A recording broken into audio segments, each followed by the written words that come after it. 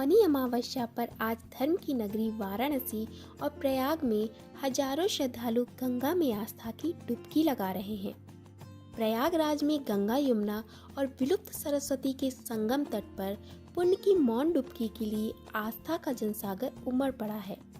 यहाँ आस्था की डुबकी लगाने के लिए देश ही नहीं बल्कि विदेशों से भी तीर्थ यात्री आए हैं। माघ महीने को कार्तिक मास की तरह पुण्य देने वाला महीना माना जाता है और माघ मास के सभी स्नान पर्वों में से मौनी अमावस्या के स्नान को सबसे ज्यादा महत्वपूर्ण माना जाता है। कहा जाता है कि इस दिन मनु ऋषि का जन्म हुआ था और मनु शब्द से ही मौनी की उत्पत्ति हुई, इसीलिए इस अमावस्या को मौनी अमावस्या कहते हैं।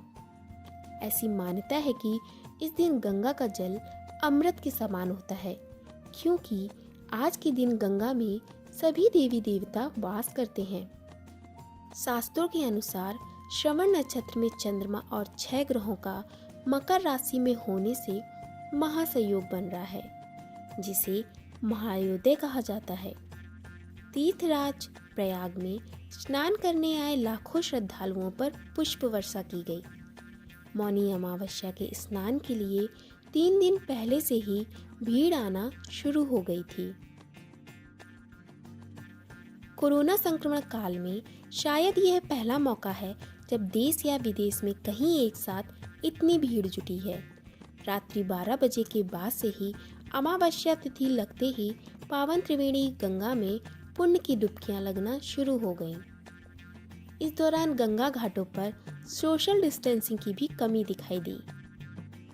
वहीं प्रभु श्री राम की नगरी अयोध्या में भी मौनी अमावस्या के मौके पर सरयू नदी के तट पर आस्था का जनसैलाब उमड़ पड़ा।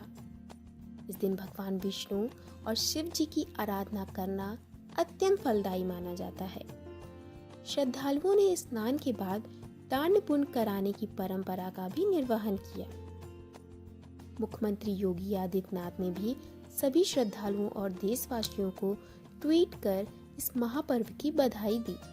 वहीं कांग्रेस की राष्ट्रीय महासचिव प्रियंका गांधी वाड्रा ने भी प्रयागराज के संगम तट पर आस्था की डुबकी लगाई।